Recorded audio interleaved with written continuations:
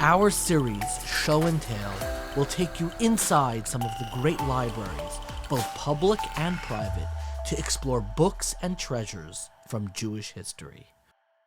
This is the first edition of the Responsa, the Teshuvos of Rabbi Akiva Eiger, Right. the great Rabbi Akiva Eiger. Right. And he did something very interesting in the introduction.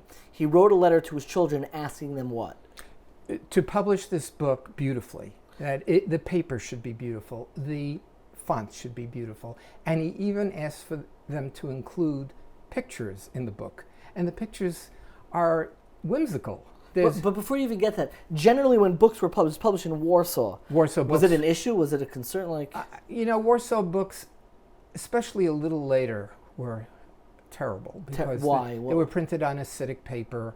They all fell apart. It fell apart. Brittle, it crumbles. If but you not turn this. the page, this is not Jewish Rabbi Akiva Eiger. It's printed on cloth paper, and in the Hakdama it mentions the fact right that, in the introduction, the letter to his children is this: you have to print it, and not just the ideas should look beautiful, but the very medium should look beautiful. This is an early Marshall McLuhan. But look over here. To beautify it, they included pictures in this first edition. A light tower. And it has nothing to do with the Responsa. It has no connection to the book. And there are others, right? Yeah, there was a duck, if I remember. Oh, here's a picture of a tree. Okay, so you see trees in books. Here's a tree. You know, a lighthouse. But where's the duck? Oh, here's the bird. Here's a little songbird. Yeah, I don't know what sort of bird. I thought it was a duck. And I think there's a third one, actually. They actually put beautiful pictures inside the Responsa. He thought that this would be a good idea. Put a picture of a bird or a lighthouse. Let's make it really beautiful. Yeah, and it's really, I love that. And it's really amazing because you don't find this in any sefer.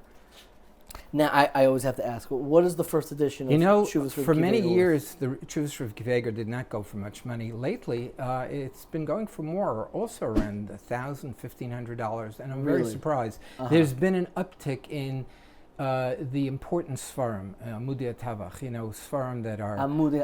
So Sfarim that are important and that are well known by the public. Yeah, it's Sfarim that we learned in Yeshiva, Pnei Yeshua's, Aksos. Aksos goes for a fortune today. A Minchas Chinuch goes for a fortune today. When you say fortune, first edition Minchas Chinuch? $10,000. Really? Yeah, Minchas Chinuch even more. It's the public wants it more. They know about it. They've heard about it. When you look at collectibles, let's take baseball cards. Yeah.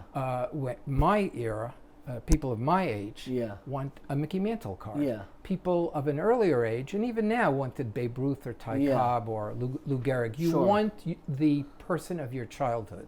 You want the now in the names, the familiarity, the nostalgia. Yeah. Did you collect baseball cards? I did. I was always a collector. Did you hold on to your baseball cards? No, my mother threw them in the garbage.